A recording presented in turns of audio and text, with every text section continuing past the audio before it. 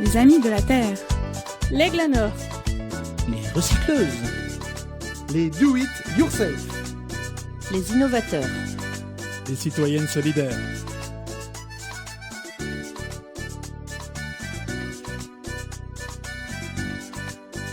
les défricheurs.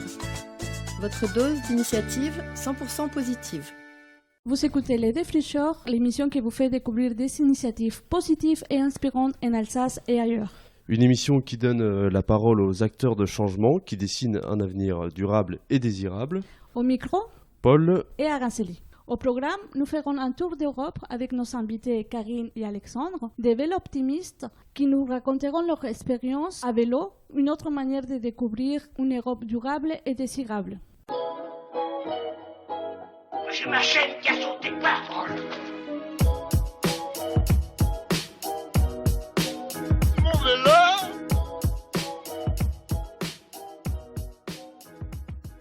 Aujourd'hui donc, nous diffuserons notre émission depuis le lieu de l'Europe de Strasbourg, situé au Uri-Beauclin, au cœur des institutions européennes. Merci donc à Margot Lucas et à toute l'équipe de nous accueillir. Et bien sûr, il nous semblait évident de poser notre radio éphémère dans ce lieu d'éducation à la citoyenneté européenne et ouvert surtout à toutes et à tous. Nous souhaitons la bienvenue à Karine et Alexandre, deux Strasbourgeoises qui sont partis à la découverte d'initiatives inspirantes à travers toute l'Europe en vélo. Bonjour à vous deux. Bonjour. Bonjour. Karine et Alexandre, nous sommes donc ravis de présenter sur nos ondes votre initiative positive Vélo-optimiste. C'est le nom de votre projet qui a vu le jour l'année dernière, un défi qui vous a amené à parcourir presque 7000 km en pédalant, traverser 15 pays de l'Europe et surtout rencontrer 27 initiatives européennes très inspirantes. Donc pour mieux comprendre cette aventure, expliquez-nous un peu comment est né ce projet et quelles sont peut-être les valeurs et les motivations que vous portiez sur l'Europe. Alors le projet, on dit souvent qu'il est né de notre rencontre. Exactement. C'est vrai que quand on s'est rencontrés avec Alexandre, on a rapidement compris qu'on avait tous les deux une soif d'aventure, mais aussi une quête de sens. Alors voilà, on est tous les deux strasbourgeois, on est tous les deux trentenaires, et je crois que c'est aussi quelque chose qui parle à cette génération-là, la quête de sens.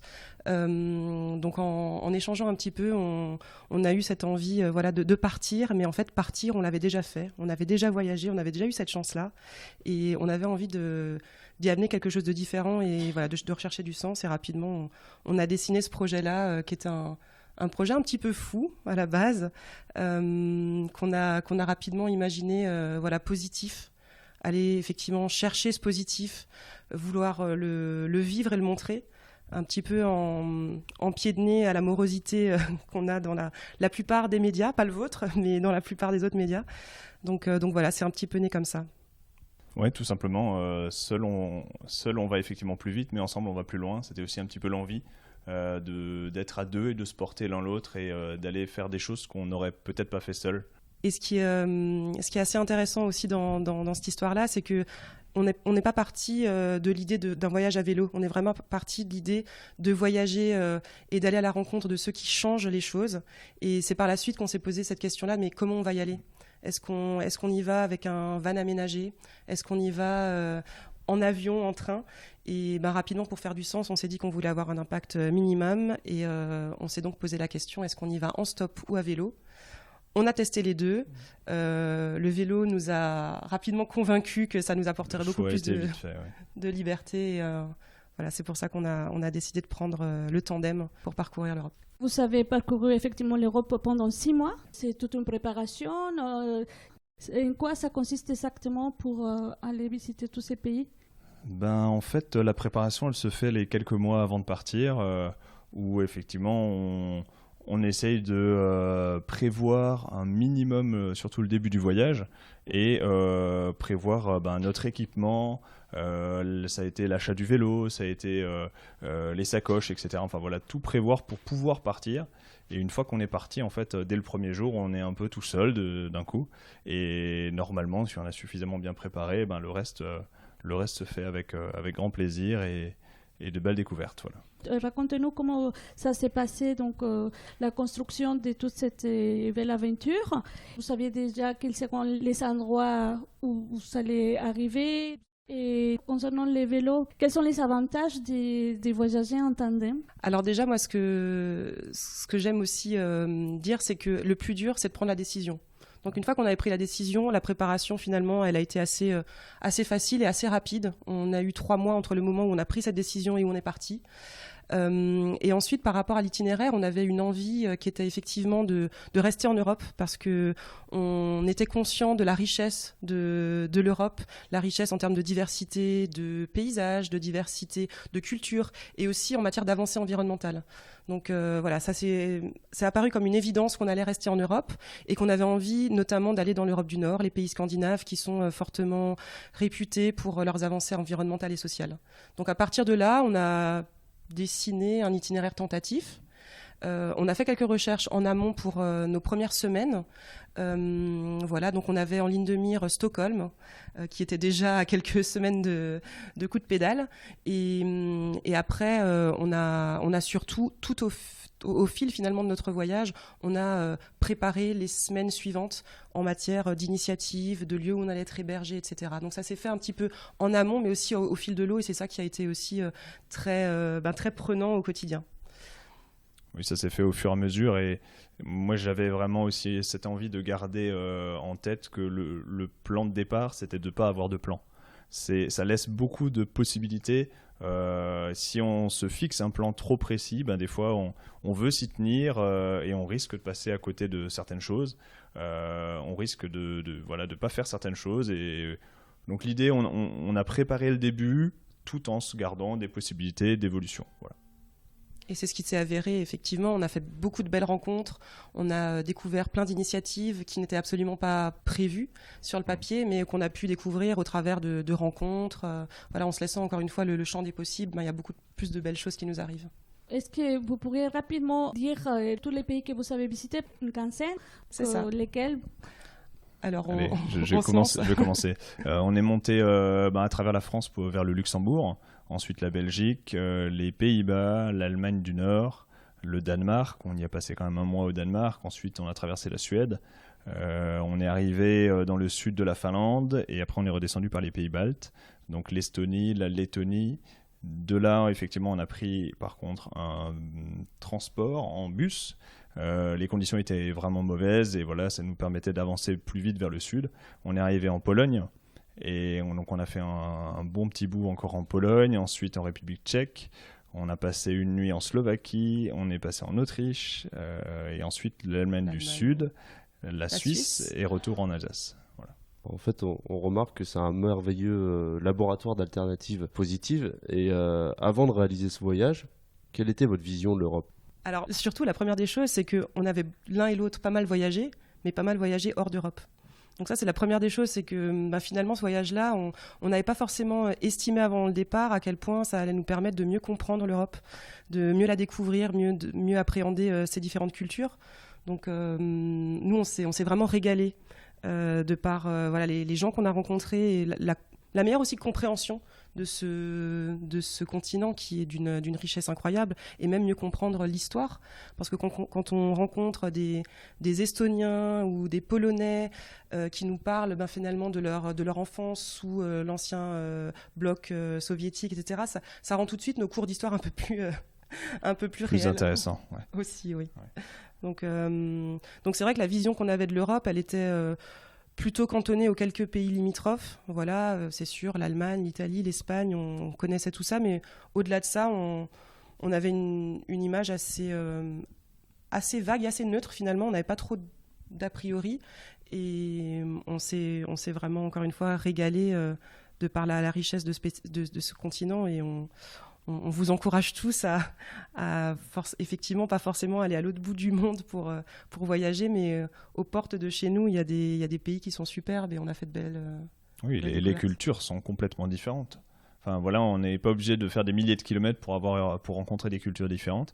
Des fois, juste à côté de chez nous, en poussant un peu plus loin, on remarque que c'est des façons de faire complètement différentes, c'est des habitudes différentes, c'est des langues différentes.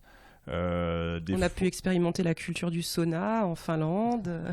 Voilà, il y a plein de choses, voilà, comme ça qui nous ont interpellés, qui nous ont qu'on a découvertes tout simplement, qu'on n'avait absolument pas imaginé en se lançant dans cette aventure, au-delà effectivement de l'aspect initiative.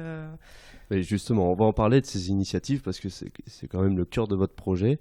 Est-ce que vous pourriez chacun nous raconter votre initiative, peut-être coup de cœur? Oui, Question toujours difficile parce qu'on a vu beaucoup de choses très inspirantes et très intéressantes. Oui, mais après, le coup de cœur, c'est aussi un peu en lien avec nos sensibilités. Et moi, étant donné que je fais de la sensibilisation à l'environnement, tout ce qui est éducation me parle beaucoup. Et on a pu passer en fait dans des pays où on a pu expérimenter différentes façons de sensibiliser à l'environnement, ce qu'on ne fait pas forcément chez nous. Voilà. Et moi, il y a quelque chose qui m'avait touché, c'est l'initiative qui s'appelle Green Kayak. C'est du coup une possibilité de faire 2 heures de kayak gratuitement. En contrepartie, on a dans notre kayak un gros bac et une pince qui nous permet de ramasser les déchets au fur et à mesure de notre balade. Donc ça, c'est du tourisme, mais avec un autre regard. Alors déjà, effectivement, on n'est pas dans la partie consommation, on ne paye pas pour faire quelque chose et on donne quelque chose en contrepartie. À la fin, nos déchets sont pesés. Donc là, vraiment, on a une manière concrète, efficace de réduire les déchets dans les canaux. Donc là-bas, c'était à Copenhague. À Copenhague, merci. En sachant que l'initiative existe dans plus d'une dizaine de villes européennes. Ouais. Donc c'est quelque chose qui s'est aussi 5 développé. pays, voilà, qui est en train de se développer encore. Et du coup, ça permet vraiment aux gens... Alors effectivement, il y a 2 personnes dans le kayak qui ont un impact direct, ils ramassent des déchets. Mais de l'autre côté, il y a des dizaines de personnes qui nous regardent et qui se posent la question, mais qu'est-ce qu'ils font ces gens-là avec leurs pinces? C'est marqué Green Kayak sur le côté, qu'est-ce que ça veut dire? Voilà. Et ils se posent des questions et des fois on peut même interagir avec ces gens-là et du coup voilà, ils se posent la question, voilà, ils comprennent bien qu'effectivement on a un impact direct, mais aussi surtout il y a un autre impact un peu plus large, c'est la sensibilisation des autres touristes. Parce que ce qui est intéressant aussi, c'est quand on reçoit ce kayak pendant 2 heures, on nous demande finalement de signer une petite charte qui nous demande derrière de pouvoir aussi en parler sur les réseaux sociaux. Donc voilà, la sensibilisation, elle se fait au travers des gens qui nous voient sur les berges du canal et qui nous font des coucous et nous posent des questions, mais aussi au travers des réseaux sociaux qui sont une manière de rayonner et de faire parler de ce projet-là qui est finalement assez simple, qui est ludique, qui est différente, qui est une manière originale de à la fois découvrir une ville, un pays et de sensibiliser à la problématique des déchets. Voilà, moi je trouvais que c'était intéressant parce qu'à la fois on a un autre regard sur le tourisme également. On peut faire des choses différemment et on devient pas, j'allais dire uniquement touriste, mais on est aussi acteur en fait de ces découvertes. Donc on n'est pas juste là avec de l'argent et on reçoit un service en échange. Là, on s'implique. Et donc vous, Karine, l'initiative un peu coup de cœur de ce voyage? Si je devais peut-être en mettre une en avant, c'est celle qu'on a découverte en Belgique. Qui s'appelle Un vélo pour 10 ans et qui est une initiative qui m'a touchée parce qu'elle est vraiment très globale. C'est une initiative qui a pour premier objectif de promouvoir le vélo. Alors nous, forcément, c'est quelque chose qui nous parle, mais promouvoir le vélo dès le plus jeune âge et le rendre accessible à tous. Le principe, il est assez simple, c'est qu'il part déjà du principe et du constat que quand on a des enfants, on se rend bien compte que le vélo, on doit le changer tous les 2, au mieux 3 ans, parce que l'enfant grandit. Et souvent, il y a ça coûte cher, d'une part, et puis d'autre part, c'est pour ça que les caves sont pleines de vieux vélos usés. Et en Belgique, ils proposent ce programme-là qui permet aux parents d'acheter un vélo à leur jeune enfant pour 65 €. Et ensuite de pouvoir finalement revenir dans tous les ateliers et les vélocistes partenaires pour pouvoir échanger ce vélo-là contre un vélo à la taille de l'enfant. Donc finalement, c'est un programme qui permet à moindre coût de développer la pratique du vélo, qui est bonne pour la santé, bonne pour l'environnement, comme on le sait, mais aussi de pouvoir vraiment être dans une économie circulaire, puisqu'on va utiliser des vélos de seconde main. Et ce qui est intéressant, pour boucler la boucle, c'est que c'est un projet qui a un volet social, puisque dans ces ateliers partenaires du programme, les personnes qui réparent les vélos sont des personnes qui sont éloignées de l'emploi, donc c'est aussi un moyen de réinsérer les gens et de mettre tout le monde, de ne pas laisser des personnes sur le bord de la transition, comme on dit. Donc Donc j'ai trouvé que c'était intéressant, intelligent. Bien sûr, c'est un programme qui est en partie financé par le gouvernement. Et ça montre à quel point l'argent public peut aussi servir à financer des projets qui sont de nature assez globale, à la fois, encore une fois, sur des aspects environnementaux, de santé publique, mais aussi sur du social. Et j'ai trouvé ça très, très malin et tout simplement très intéressant, qui pourrait, encore une fois, facilement se mettre en place en France, avec bien sûr un peu d'argent, mais voilà, ce sont encore une fois des choix à faire d'allocation. Et ce projet, c'est un projet coup de cœur parce qu'il m'a marqué. Et aujourd'hui, on se parle beaucoup de mobilité, beaucoup de vélos électriques en France, mais il n'y a pas que le vélo électrique, il y a le vélo tout court, et il faut aussi peut-être penser à le remettre bien en avant, et dès le plus jeune âge. Encore une fois, le changement va venir des jeunes générations, donc les mettre sur le vélo dès le plus jeune âge, c'est une belle manière aussi d'enclencher tout ça. Toutes ces initiatives ont bien sûr été inspirantes, j'imagine, mais si on doit en présenter une parmi toutes celles qui vous ont inspiré, laquelle ce serait ? Il y a tout simplement cette île au Danemark, Samsø, qu'on est allé visiter parce qu'effectivement, on en avait entendu parler. Et, ça a été un laboratoire, un test en fait, européen, pour savoir si effectivement les énergies renouvelables, les énergies vertes, pouvaient suffire à alimenter une ville à peu près de 4000 habitants. Donc là, l'île, elle fait en tout à peu près 4000 habitants et elle est 100% autosuffisante en énergie. Donc elle produit même plus d'énergie qu'elle n'a réellement besoin. C'est une transition qu'ils ont fait assez rapidement finalement, mais c'est certains choix qui ont rapidement en fait eu des impacts. Ils sont surtout partis sur de l'éolien, du solaire, et ils ont changé également une grosse chaudière à paille. Donc au lieu que les agriculteurs, en fait c'est beaucoup de changements de pratiques, au lieu que les agriculteurs n'utilisent pas leur paille ou la revendent à d'autres pour le fumier et tout ça, et bien tout simplement ils s'en servent pour créer de l'énergie. Donc du coup, on a rapidement en fait un petit laboratoire, ils ont testé ça, 4000 personnes qui peuvent, avec quelques moyens effectivement technologiques, parce que l'éolien et le solaire, c'est pas forcément très très ancien, mais ça permet maintenant de faire de l'énergie pour toute l'île, donc suffisamment, et voilà, pourquoi pas maintenant passer à l'échelle supérieure, et effectivement réfléchir un petit peu plus à nos énergies de manière globale. Pour compléter, effectivement, ce qui était intéressant aussi, c'était de voir à quel point il y avait ce binôme à la fois pouvoir public, qui a eu cette volonté de faire cette transition sur cette île, mais aussi les citoyens, parce que je pense que l'un sans l'autre, et c'est un message aussi important, et c'est quelque chose qu'on a vu et qu'on a expérimenté tout au long du voyage, c'est que le binôme pouvoir public-citoyen, c'est souvent un binôme qui est nécessaire et qui fonctionne. L'un sans l'autre, c'est souvent plus compliqué, et là encore, il y a eu les pouvoirs publics qui ont eu cette volonté de mettre en place cette nouvelle politique énergétique, mais aussi l'implication des citoyens. Et sur l'éolien, par exemple, sur cette petite île de Samsø, les citoyens ont été invités à prendre part financièrement à l'éolien. Donc vraiment à investir, et on a eu des discussions très intéressantes avec justement les personnes qui étaient en charge du projet, qui nous disaient à quel point effectivement il y avait des réticences dans un premier temps, puisque le changement, on le sait, il n'est pas toujours évident, et que finalement grâce à la concertation, grâce à l'éducation, à la pédagogie, les citoyens se sont vraiment portés volontaires et ont souhaité porter à bout de bras ce projet. Et c'est grâce à cela, c'est vraiment en ça que ça a été un modèle de changement sur cette île, la prise en part des citoyens pour amener ce changement-là et le vivre. Ils sont même allés plus loin parce qu'effectivement, c'est ce qui a permis de produire plus d'électricité que nécessaire et d'en revendre une partie de leur énergie au reste du pays. Ils ont effectivement, après la première phase où ils ont eu du mal un peu au début à se mobiliser, et ben, du coup, ils ont investi encore plus. À partir du moment où ils ont remarqué que c'était à la fois rentable, écologique, et que c'était intéressant pour eux, et ben du coup ils sont encore plus investis et maintenant ils revendent de l'énergie, donc ils font même des bénéfices grâce à tout ça. Et c'est aussi un projet qui est passé par la réduction de la dépense énergétique. Donc en fait ils ont aussi réfléchi à toute l'énergie qu'ils utilisaient globalement, est-ce qu'ils en avaient vraiment besoin. Donc il y a eu une transition sur le changement de type d'énergie, mais il y a aussi eu une transition sur la réduction de la quantité d'énergie qu'on a besoin.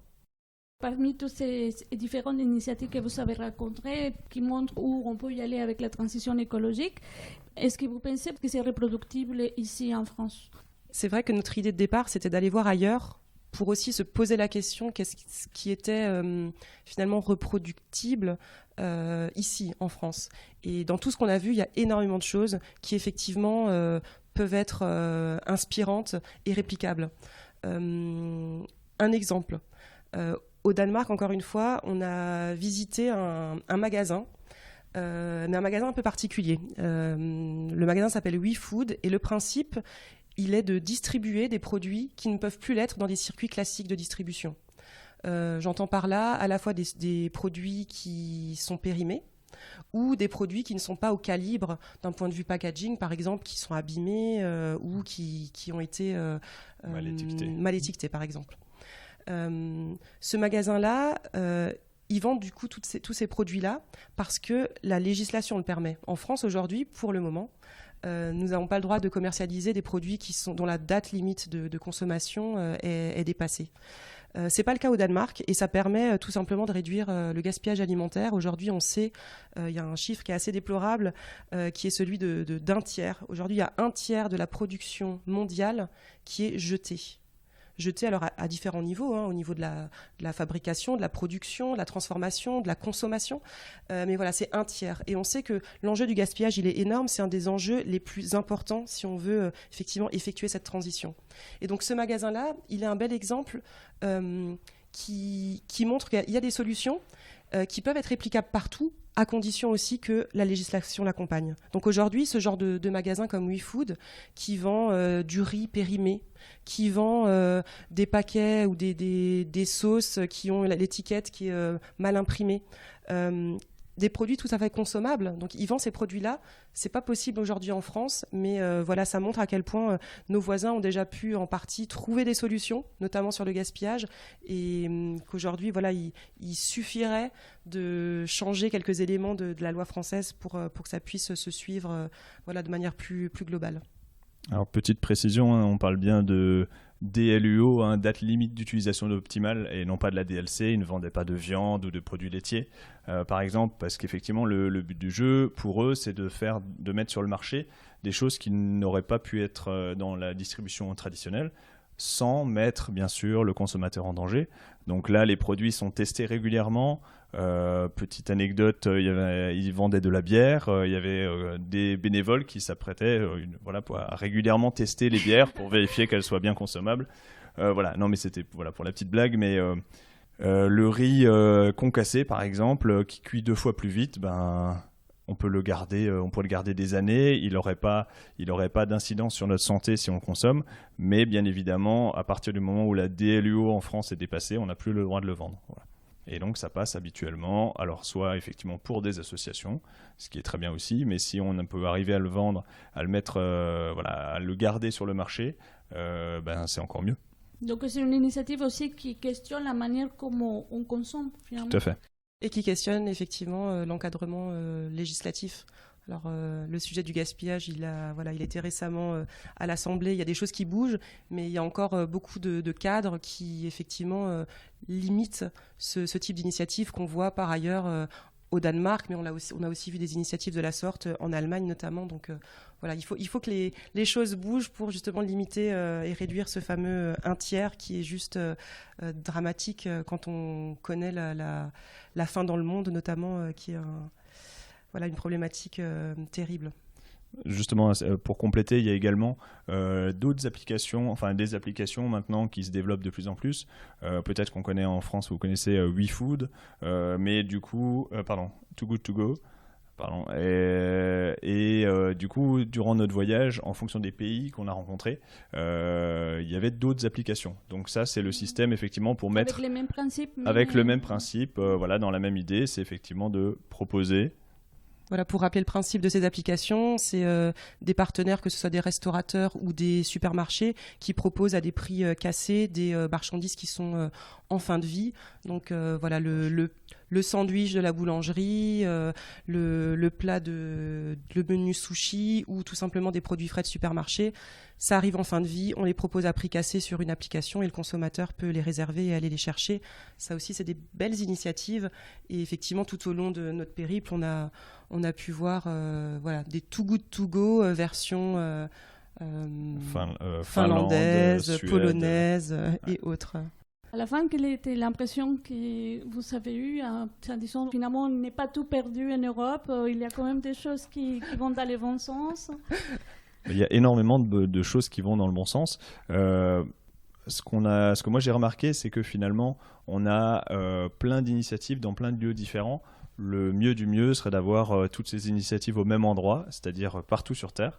Mais pour le moment, c'est pas le cas. Dans certains pays, il y a ça peut être la législation, ça peut être les conditions de vie qui font que ils ont développé d'autres choses par rapport à ce qui est chez nous. Mais voilà, l'intérêt, c'est effectivement peut-être de cumuler les différentes initiatives pour pouvoir proposer de multiples solutions finalement. Et de les partager. Je pense que l'idée aussi de ce projet-là, c'était de vivre une aventure et de faire quelque chose qui nous plaît. Donc ça, c'était notre motivation première. Mais au-delà de ça, on a cherché à le partager. On le fait encore aujourd'hui ensemble. Parce que partager, nous, on l'a aussi vécu avant de partir. On est sur les réseaux sociaux, on cherche effectivement des médias qui transmettent et qui partagent ces initiatives, mais il en faut encore beaucoup plus parce que ça donne le sourire et ça nous fait du bien. Et puis ça nous donne des idées, ça nous donne envie d'agir. Et je pense que tout au long de ces mois de voyage, on a pu vivre effectivement l'optimisme. Notre projet, on l'a appelé Véloptimiste. On a bien fait de l'appeler Véloptimiste parce qu'il y a de l'optimisme, il y a cette révolution joyeuse qui est en train de se passer aux quatre coins de l'Europe, avec beaucoup de belles idées, beaucoup de belles énergies. Oui, je pense qu'on en revient avec une vague d'optimisme. Tout n'est pas gagné. Il y a des grands défis qui s'offrent à nous sur les prochaines années. On sait qu'on va devoir aller vite, mais les solutions, elles existent vraiment, que ce soit en matière, encore une fois, énergétique, en matière de mobilité, en matière de déchets. Les solutions vraiment existent et ça fourmille de belles idées d'entrepreneurs, d'associations. Donc c'est un message d'optimisme effectivement. C'est justement ce que j'allais vous demander, oui, parce que pendant ce voyage, et en tout cas comme vous nous le racontez, on remarque que vous avez vraiment découvert d'autres manières de faire l'Europe, avec des hommes et des femmes engagés surtout pour la planète. Et justement, vous nous avez donné ce qu'il faut retenir du voyage. Maintenant, quelles sont les leçons à en tirer ? Alors, les leçons à tirer, c'est pas toujours évident de tirer des leçons directement aussi à chaud d'un voyage comme ça. Moi, je dirais que tout est possible. Ça serait une des plus belles leçons que je garderais. C'est-à-dire qu'à partir du moment où on imagine quelque chose, pourquoi pas ? Il faut le lancer, il faut tester, faut oser. Si toutes les personnes qui ont démarré des initiatives qu'on a jugé nous intéressantes maintenant n'avaient juste pas osé, eh bien il n'y aurait rien qui serait fait à l'heure actuelle. On ne serait pas allé les voir, on n'aurait pas été intéressé, etc. On n'aurait pas essayé de les partager. Donc il faut vraiment oser faire des choses. Faut pas avoir peur parce que, comme Karine l'a dit avant, la première limite, c'est sa limite personnelle. Et on n'aurait pas fait ce projet si on était resté sur nos limites. Donc on est passé nos limites et après, en fait, tout est possible. À partir du moment où on est parti sur notre vélo, on va dire, on s'est ouvert des portes, mais à tous les croisements, quoi. Et les surprises, elles étaient à chaque endroit sur notre voyage, mais il fallait les saisir, il fallait leur sourire, et un sourire entraîne un autre sourire, etc. C'est un peu la propagation comme ça, et se laisser le choix de penser différemment aussi. Voilà.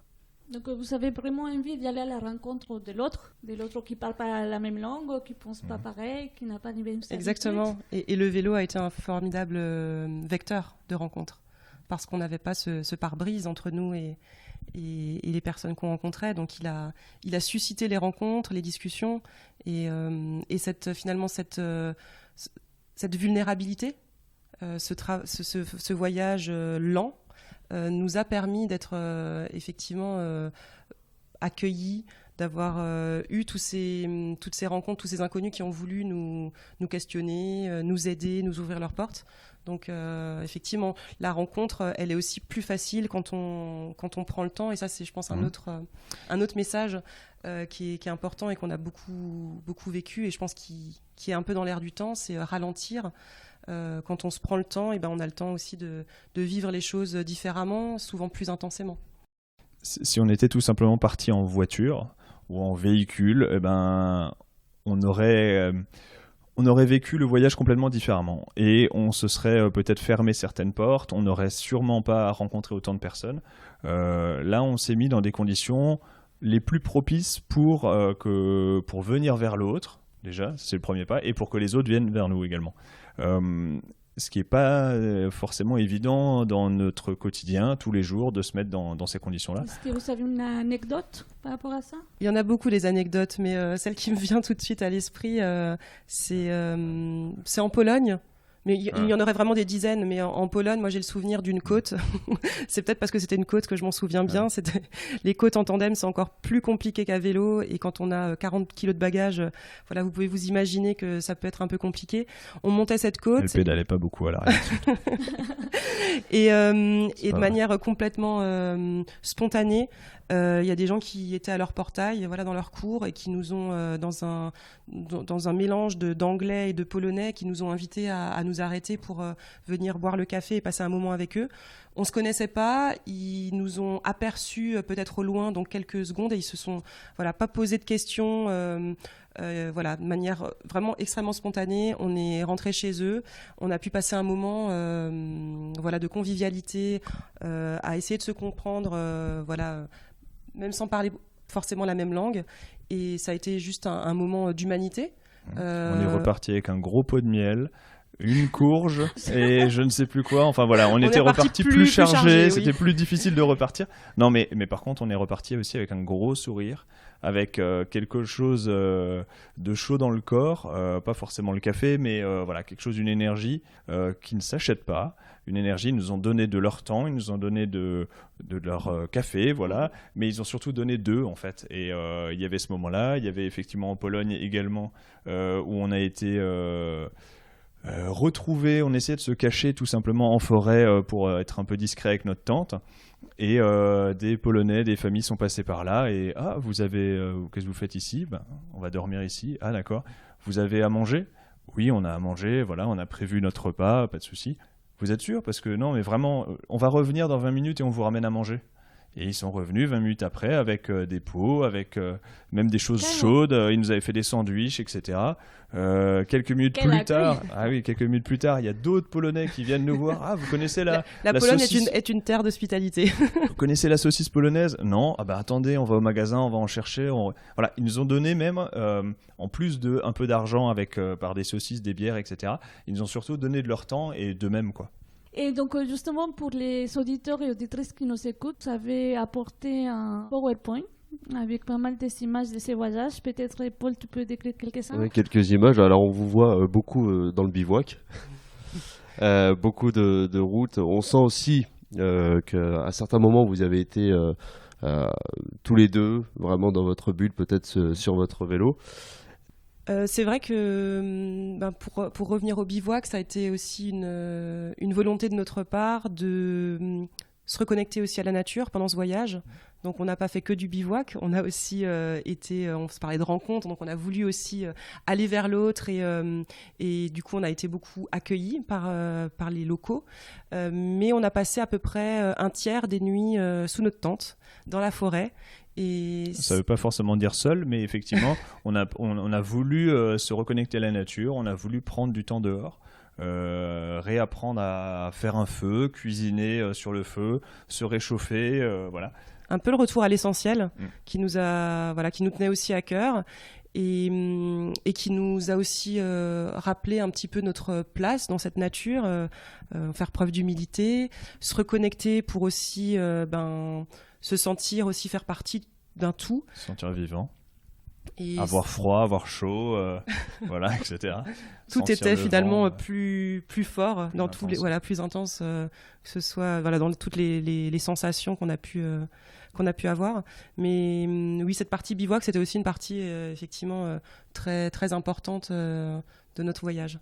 Et dans votre entourage, qu'est-ce qu'ils ont dit les gens? Pour eux, c'était normal que vous fassiez ce voyage ou vraiment il y a quand même des inquiétudes, des peurs? Moi, ma famille était habituée, donc ils m'ont dit oui, c'est normal. C'est pas le cas pour Karine. Est-ce que tu peux dire quelle est ta profession? Moi, je suis éducateur à l'environnement et éducateur spécialisé. D'accord, passionné de la nature. Passionné de la nature. Karine? Alors, pour ma part, je travaille dans le marketing, donc un peu plus loin de la nature.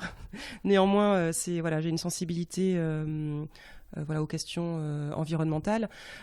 Pour ce qui est de l'entourage, il y a eu différentes réactions, mais c'est vrai qu'il y a avant tout, au départ, le questionnement du pourquoi. Et puis après, forcément, pour la famille proche, certaines inquiétudes. Quand on dit qu'on va partir plusieurs mois sur un vélo, alors certes, c'est en Europe, donc on est quand même un petit peu rassuré, on n'est pas dans des contrées complètement éloignées, mais il y a eu un peu d'inquiétude. Oui, forcément, après, on arrive à rassurer. Et finalement, c'était pour certains quand même une évidence, les personnes qui nous connaissaient bien, une espèce d'évidence par rapport justement à notre caractère, à notre soif d'aventure, au côté sportif aussi, et puis à notre encore une fois, notre quête de sens. Donc, et puis au final, les personnes qui au départ étaient plutôt questionnées, c'est devenu nos premiers fans. Et tout au long de l'aventure, on a eu beaucoup de nos proches qui nous ont encouragés, suivis. Et ça a été un formidable moteur aussi tout au long du périple, au travers des réseaux sociaux. C'était aussi quand on était loin forcément de nos proches, c'était extrêmement agréable de sentir aussi toute l'énergie, tout le support qu'on avait au travers des messages notamment. Oui, parce que pendant tout ce temps-là, donc 6 mois quand même, vous avez communiqué, partagé ces moments via Instagram? Instagram et Facebook. Effectivement, je pense qu'on ne serait pas parti si on n'avait pas... Enfin, du coup, moi, je voulais partager forcément. Je pense que ça n'a aucun intérêt de découvrir un trésor si c'est pour le garder pour soi. Voilà, donc on a essayé de découvrir des petits trésors au fur et à mesure de notre voyage, mais surtout de les partager autour de nous. Et vu les retours, je trouve qu'effectivement, on a peut-être créé des questionnements et c'était réellement ce qu'on visait. Hein, notre mission, c'était juste de démarrer, de donner un petit terreau pour que les gens puissent se poser des questions. Et la fameuse petite graine qui peut devenir une jolie plante. Oui, ou même le terreau pour que la graine puisse se semer un jour. Donc effectivement, le partage, c'était hyper important pour nous. Et encore plus parce qu'on voulait aussi rencontrer des gens. Donc aller à la rencontre, si on ne veut pas partager, c'était la seule chose que nous, on avait à offrir. C'était un peu de nous aussi. Donc quand des gens nous accueillaient chez eux pour une nuit, pour une douche, pour un moment agréable simplement, le minimum que nous, on a pu faire, c'est effectivement partager un petit peu de notre aventure avec eux. Et justement, après ces 6 mois de voyage, les 7000 km parcourus, c'est en décembre dernier, arrêtez-moi si je me trompe, vous arrivez à Strasbourg, enfin, la fin du périple, périple qui est une belle aventure. Et Véloptimiste, qui est toujours là, c'est quoi la suite pour Véloptimiste ? Alors c'est vrai que c'est une question qu'on nous pose souvent. Je pense que le voyage itinérant à vélo est effectivement fini. On est revenu maintenant depuis 2 mois. Par contre, ce voyage-là, ça a été le début finalement de quelque chose en termes de philosophie de vie et d'envie de s'inspirer et d'inspirer. On n'était pas parti avec une idée précise, une envie de revenir en Alsace pour développer une activité qu'on aurait vue quelque part ailleurs. C'était pas forcément l'idée, c'était plus l'idée de revenir chargé d'optimisme, chargé d'ondes positives et de pouvoir un petit peu les partager. Donc ça, je pense que c'est que le début et on a vraiment envie de continuer à vélo ou autrement dans notre vie, de justement découvrir ces belles choses, découvrir ces acteurs du changement. Et ça, c'est quelque chose, je pense, qui est maintenant un petit peu en nous. Donc Véloptimiste, que ce soit le compte Instagram ou la page Facebook, on a envie de continuer à parler de nos réflexions, de nos actions et des gens qui œuvrent pour la transition. Et Véloptimiste, c'était le nom de notre projet. Hein. C'est un projet pour nous. C'est pas, j'allais dire, juste 6 mois à vélo. C'est effectivement rester dans la continuité. Donc, Karine, il y a quelque temps, elle est allée à Paris pour effectivement encore rencontrer d'autres initiatives.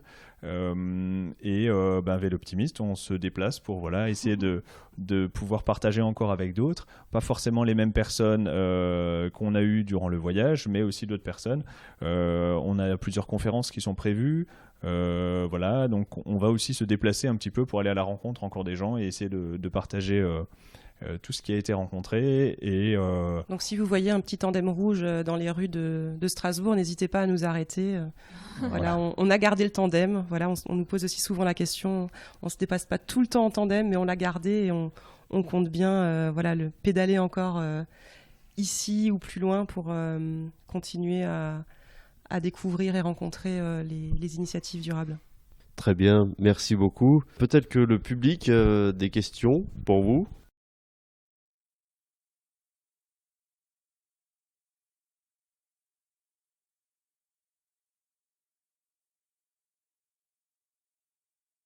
Tout d'abord, merci pour ce beau témoignage, très instructif et touchant également. Et donc, moi, c'était par rapport au choix du tandem plutôt que 2 vélos.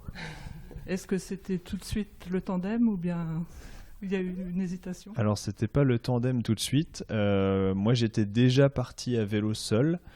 Donc j'avais déjà un vélo de voyage, ça aurait été bien plus facile de continuer à voyager avec ce vélo. Ben non, on s'est dit, si déjà ce voyage on le construit à 2, autant faire nos choix complètement à 2. Et effectivement, l'idée du vélo n'est pas venue de moi, alors que moi j'avais déjà pratiqué ça avant. L'idée du vélo est venue de Karine, parce que c'était un autre moyen effectivement de se déplacer sans avoir d'empreinte carbone trop importante, mais aussi surtout de partager tous les moments. Donc le tandem permet d'être dans la proximité, d'être dans l'accord obligatoire, on va dire. Donc ça nous a apporté plein de choses. C'est une merveilleuse façon d'être vraiment en osmose, en synchronicité. Et je crois que quand on a testé le tandem la première fois, quelques mois avant de partir, on s'est tout de suite regardé, on s'est dit c'est comme ça qu'on veut partir, parce que certes c'est pas pratique, c'est pas maniable, c'est compliqué, ça rentre pas dans les trains, c'est lourd, mais par contre qu'est-ce que c'est agréable d'être dans cette synchronicité, de vivre les choses complètement à 2. Nous ça nous a complètement séduit. Elle adore mon dos en fait, c'est tout. On était toujours aux mêmes places, pour la raison toute simple que moi j'aime pas trop l'arrière et Karine n'aime pas trop l'avant, si on peut le dire comme ça. Non, en fait, à l'avant, on avait 10 kilos de bagages sur la fourche avant, ce qui rend la conduite un peu plus difficile. C'est dur à manier, donc voilà, j'ai pas forcément cette force-là, donc on avait chacun notre petite place et ça nous a convenu. Et moi, j'avoue que vraiment à l'arrière, je me sentais pas très très bien. Donc je sais aussi reconnaître que j'étais pas bien à l'arrière. Karine n'avait pas spécialement envie de l'avant, donc on a trouvé nos places et c'était très bien comme ça. Est-ce que vous avez eu des pneus crevés, des ennuis mécaniques ? Est-ce que vous aviez pris des cours avant ? Enfin, je pense que vous, en tout cas, vous aviez déjà l'habitude de faire du vélo. Alors au niveau de la mécanique, forcément quand on pédale près de 7000 km, avec en plus un tandem qui a plus de 15 ans, puisqu'on l'avait acheté d'occasion, on a eu des soucis qui se sont toujours bien finis, mais on a eu quelques soucis, une jante qui a explosé, la roue avant qu'on a dû changer, beaucoup de pièces d'usure. Donc on a côtoyé quelques vélocistes au Danemark, en Pologne. Vous avez eu une aventure d'ailleurs, une pièce qui vous a fait patienter, non ? Ah oui. 7000 km à vélo, effectivement, ça use. Le vélo a tenu le coup, mais par contre, effectivement, c'était un peu... il a fallu réfléchir au poids qu'on mettait dessus. Voilà, il y a eu plein de petites choses comme ça qui ont été plus compliquées. Et pour la petite anecdote, effectivement, le premier gros souci qu'on a eu, c'était au Danemark, au bout d'1 mois et demi de route. Et là, on a eu très peur parce que donc la jante arrière a explosé et arrivé chez le premier vélociste, on nous explique que la jante en question n'est plus fabriquée. les dimensions sont spécifiques pour le tandem. Donc la largeur et le côté effectivement plus épais, plus costaud, ce type-là, ils le font plus. Voilà, et ils le font plus, donc plus de roues arrière, plus de vélo. Plus de vélo, plus de voyage, plus de projet, voilà. Donc on a eu très peur. Karine a déjà commencé à chercher d'autres vélos d'occasion. Et finalement, on a réussi quand même avec un super vélociste qui nous a sorti de l'affaire et qui nous a presque taillé presque sur mesure. Presque sur mesure, voilà une pièce. Il a adapté une autre pièce pour pouvoir effectivement nous permettre de repartir. Donc on a attendu 5 jours effectivement pour pouvoir repartir, mais on est reparti de plus belle sous 3 heures de pluie, mais c'était superbe avec le grand sourire. Voilà. Pas de crevaison du coup, ou la seule crevaison qu'on a eue, elle était due à cette explosion de jantes, donc une crevaison par l'intérieur et non pas par l'extérieur. Donc pas de crevaison en 6 mois, c'est pas mal quand même. C'est pas mal, c'est pas mal. Et un voyage comme ça, 6 mois, même à vélo, ça demande un budget de combien? S'il y a des personnes qui veulent se lancer. Alors, c'est pour tous les budgets, je dirais. Nous, on l'a voulu assez sobre financièrement. Et du coup, on a essayé de tenir un budget à la base de 10 € par jour par personne. Donc tout compris. Et au final, on n'est pas loin. On n'est pas loin, puisqu'on est à 12 € par jour par personne. Avec les réparations. Et c'est ce qui nous a un peu plombé. Voilà, Donc, qui comprend l'hébergement, la nourriture, les moyens de déplacement, puisqu'on a dû prendre quelques ferries. Effectivement, les réparations, les extras.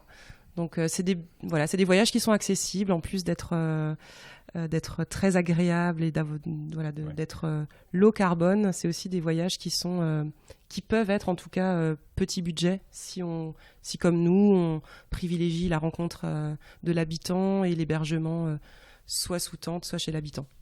Mais c'est aussi ce petit budget qui nous a permis de nous retrouver dans certaines situations où des gens sont venus vers nous pour nous proposer des choses, ou des gens nous ont sorti de petites galères, ou alors nous-mêmes, le fait d'être avec un petit budget... Mais ça, vous ne le saviez pas. Ça, on ne le sait pas. Surprise. Ça, c'est les surprises. C'était les bonus je vous parlais de petites surprises à chaque croisement, c'est un peu ça. C'est se réveiller un matin quand tout est gelé à l'extérieur. Si on n'est pas forcé de le faire, on n'y va pas forcément avec grand plaisir. Voilà. Mais le fait de se retrouver dans ces situations-là, on était tout seul à profiter de ces instants-là. Si on a une maison, si on a un chez-soi, quelque chose en dur de chauffer, on ne sort pas de la maison quand à l'extérieur il fait très froid pour se retrouver dans ces circonstances-là. Nous, on a pu en profiter. Après, effectivement, on profitait aussi du froid, on profitait aussi des conditions des fois qui n'étaient pas les plus faciles, mais c'est un tout. Et les retours au quotidien, ça a été? Le retour au quotidien, c'est pas fini. Voilà, on passe forcément par une petite phase de transition où on se pose beaucoup de questions. Après avoir vécu beaucoup en extérieur et en mode nomade, la sédentarité n'est pas forcément tout de suite facile, mais... Moi, j'avais trouvé la solution. J'ai commencé à travailler dès le lendemain du retour. Pour la saison de Noël, ça évite de trop penser, et voilà, on se retrouve très actif. Et voilà. Vous avez quand même pas planté la tente sur la terrasse? On a hésité à sortir les sacs de couchage dans l'appartement. Non, mais en tout cas, on essaye de profiter de l'extérieur au maximum, même si aujourd'hui on habite en ville, dans un appartement. On a bien réalisé à quel point être dans la nature, ça fait un bien fou à la santé physique et mentale. Donc, Et ça ne coûte rien. On vous remercie d'être venu ici, de nous avoir Avec partagé plaisir. cette super expérience. Et un dernier Merci à vous. message peut-être à faire passer? Je rappellerai que tout est possible. Voilà. Osez, allez-y, que ce soit à vélo ou autrement. Voilà, on arrive donc à la fin de cette émission. Il nous reste à vous remercier, vous, Karine et Alexandre, Véloptimiste, le projet Véloptimiste. Vous êtes venus nous présenter tout cela et nous faire découvrir l'Europe autrement. Une Europe pleine de belles idées citoyennes, de solutions pour la planète. Et bien sûr, on peut remercier le lieu d'Europe qui nous a accueillis aujourd'hui. Le lieu d'Europe qui donc est un lieu de vie, mais surtout une fenêtre sur l'Europe. Suivez-nous sur les réseaux sociaux Facebook et Instagram et réécoutez-nous sur news.defricheurs.fr. À l'émission prochaine. Avec les défricheurs. Au revoir. Au revoir.